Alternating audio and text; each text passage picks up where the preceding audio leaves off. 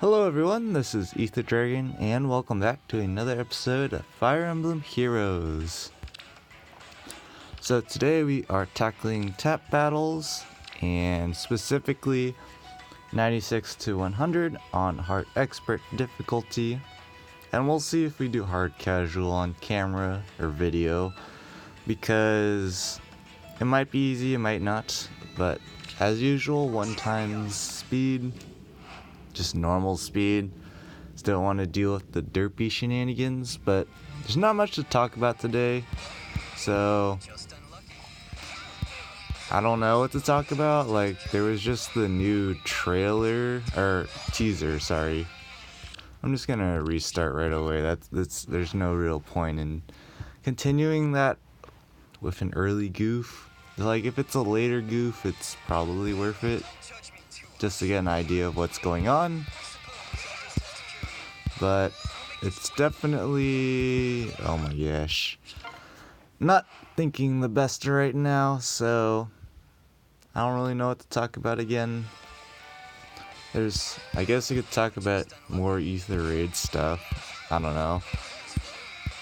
So this week, I'm super close to getting into tier 20, but not quite. But it basically gives me confirmation that I do have a chance, because right now my Ether Fountain is not at level 3, it's still at level 1. And even with 2 full goofs, so if I played perfectly this week, I would have gotten into tier 20 based on my defense matches right now, which is pretty cool. But of course, I couldn't have played perfectly considering some of the teams I faced. So it's still cool to see that I can probably get in without blessings, which is pretty cool, because the Ether Fountain at level 3 will get me one more match. That's basically all I need to get into tier 20, as long as I don't goof my matches, because I screwed up one match unnecessarily from like a misclick, which is really dumb. But and then one match was just, I could not do anything about it, and I had to sack a unit. And then there's a couple other matches where I ended up sacking one unit. So there's that. But I don't know what to think about Ether Raids. It's still fun for me, because I'm not like going super competitive trying to go for top 3k. So at this point, if you're not in tier 20, I believe you cannot be in top 3k. So there's that, I guess. I think I screwed up there. I was not paying attention, but yeah, Ether Raids, just using my standard team. It probably helps that air is bonus, because having a flyer on the lava map for taking out the ether structure is really nice. Let's see how we did here. I might have made one goof on Xander down here, but we'll see what we get. Wouldn't be too surprised if I did S-rank it pretty quickly, because again, this set wasn't too challenging. Because mostly the challenge was me doing it while like maybe walking around or something, because I'm just like, yep, I goofed. Feels bad. Feels bad, but I'm pretty sure I can do it again, replicate it, as long as I don't goof, which is the name of the game whenever I'm doing things. I can do quite, like, I just goofed there. So definitely gonna be trying for Ether Raids, I believe, next season, because oh my gosh, that was terrible. I'll definitely be trying it for it next season, because I will have enough ether stones to buy upgrades and have enough dew to get my fountain to level 3. So I should be able to, and I goofed again. What the heck am I doing? But yeah, I'm just using my same team comps. I did add an extra I am noticing a recurring theme where my Nino needs 95 attack, and I'm always short by 1, even if I use my legendary Azera. So I get 94 attack, so I'm like, but I need the forward advantage as well. So it's not the greatest thing because Nino has 50 base attack with whatchamacallit, the close counter. So because I have neutral attack, so max blade tone buffs, right, that I have access to, that would be 80 attack. Goofed. That would be 80 attack, and then I have brazen attack res for 87. Then I have legendary Lucinas with drive attack for 90. So I'm kind of short there. And while someone might say, just use spur attack, this is like against the verses and stuff, so no. Definitely don't want to have a unit adjacent, so far I've found legendary Zero pretty useful against teams where they have... Why do I keep missing that row? Yeah, mostly against teams against, Aversa, where she's useful, or anything with some panic ploy status. Other than that, I still prefer Bride Minion over legendary Azera. I don't really need the extra movement. The extra movement is kind of like a luxury. So, I don't know. Legendary Azera definitely is a solid unit. I just don't think she's like absolutely broken. Like maybe you can consider it with Hone Attack 4 and buffing Blade Tones for plus 35. Dude, that's a big deal. 5 extra attack. But I don't know. To just keep using her more to see how it's going. Because I still haven't merged or anything yet because I'm waiting to see what the 3.2 update actually is going to do after people test and things. Because I don't want to, like, say, merge. Oh my gosh, that was horrendous. I don't want to merge, say, my plus speed or my current plus 7 Sheena right now into my plus speed minus defense Sheena. If something wonky is gonna happen. So, yeah, I don't want to risk that. I don't know what I'm doing in that part, but definitely not doing it right. So, and then I have, say, a bunch of okay IVs, like good Bane, good Boon, but not so much on the Bane. So I don't want to risk like wasting a blessing, for example, because my current plus 7 Sheena has a wind blessing, for example, and my Effie has already plus 10, but that's kind of not a good... What am I doing? I'm just missing the bottom row.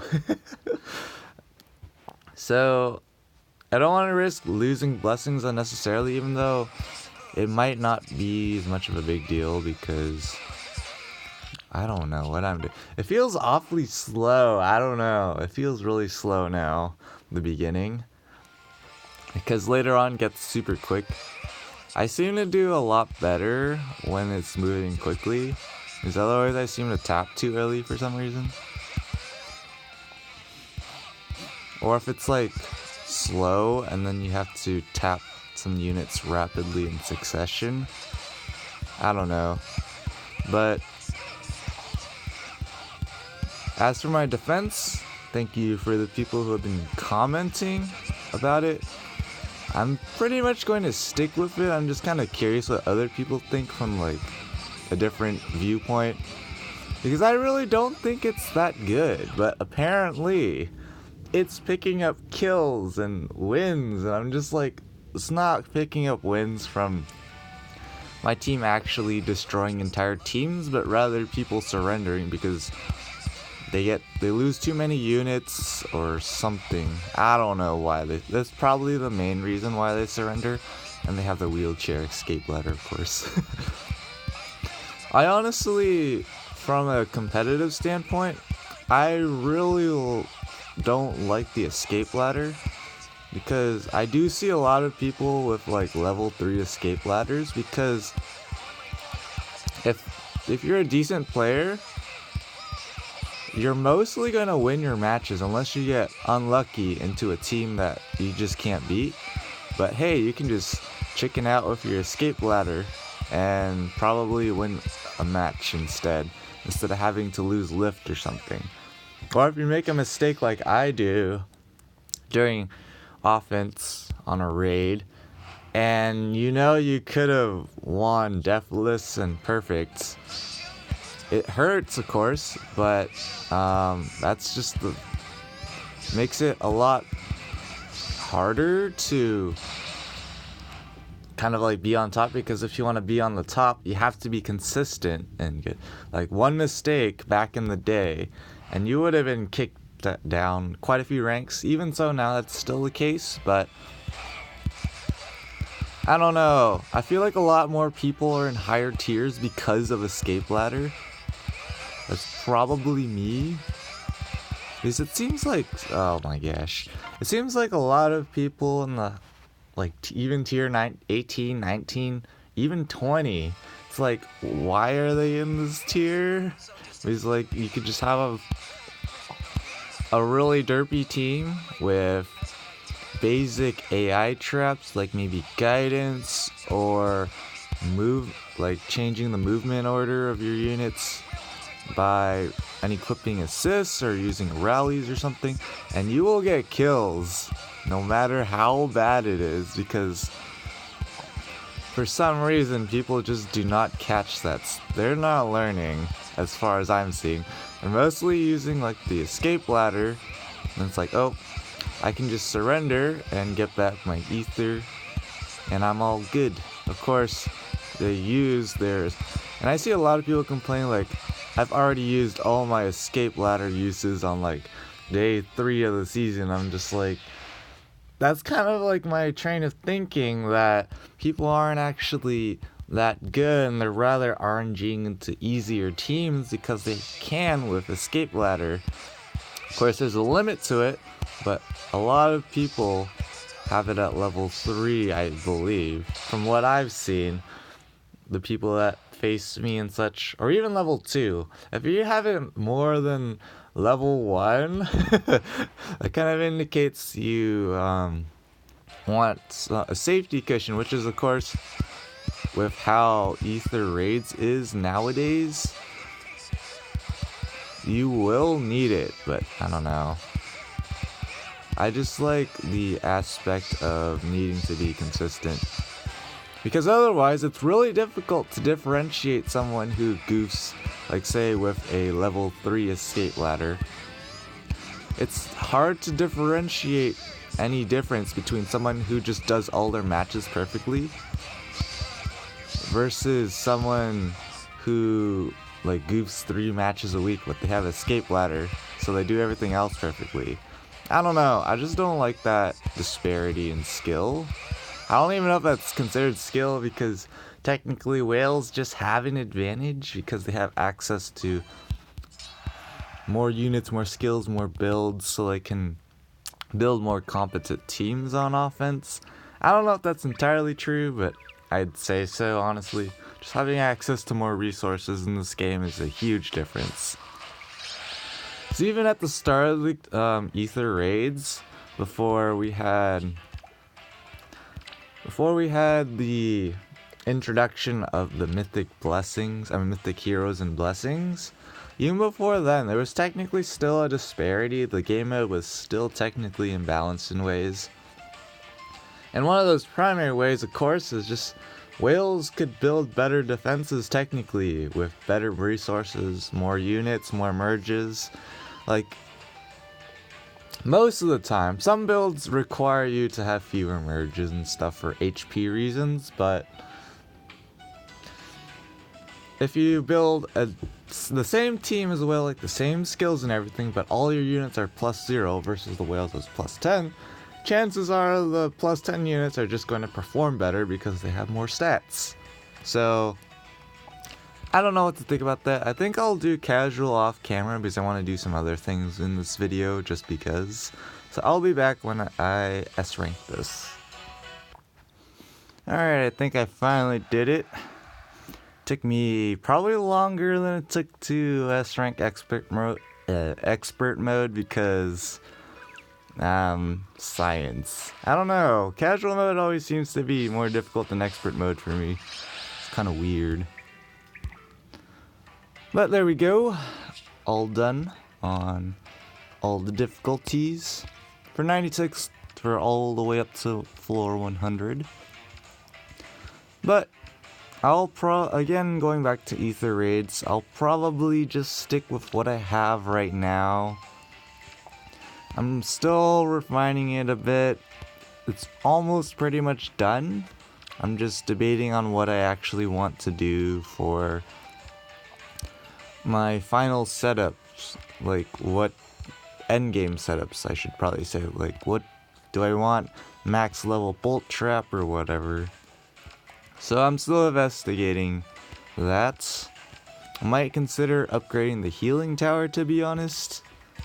Because if I'm going to try stall, then I might as well give it a go, right? But I don't have the resources for good stall. But as some spoilers for the upcoming Ether Raids defense video, things are going on. I don't know what's going on with people. Maybe I'm RNGing a lot more into people who don't know what they're doing. But it seems like nowadays, a lot of people are just dropping units. And this person, I will say, just had a solid team, I'd say. Kind of definitely probably a whale. And had a level 4+1 offensive fort. So I basically had no chance. If they didn't have the fort advantage, I might have had a chance, but this is my setup again. I don't really care if people know where my real traps are because, again, it doesn't really matter that you know, because you'll still, like, this is an easy trap to test, and this one, I don't know why you would go after this one unless you really if you really want to take out Veronica, I guess. But I made a few changes. Like, originally I believe this was my setup, but I was noticing things were going on with Tactics Room. Things still are going on with Tactics Room, but I wanted to make Veronica at least more of a threat if people are going to run Tactics Room in the same column that I'm running it in, because it's quite popular to put a ranged unit along this column. Honestly, this healing tower, I should probably get rid of it because it did almost sabotage one of my runs. Thankfully, Nino is too strong, so she doesn't care that she doesn't have a free vantage range Kappa, but it's pretty much the same setup, just kind of stally, kind of trying to chip people out. Might upgrade Bolt Trap to level 3, not sure yet, but until next time, thanks for watching. As always, this is Ether Dragon, and hope to see you all next time. Bye!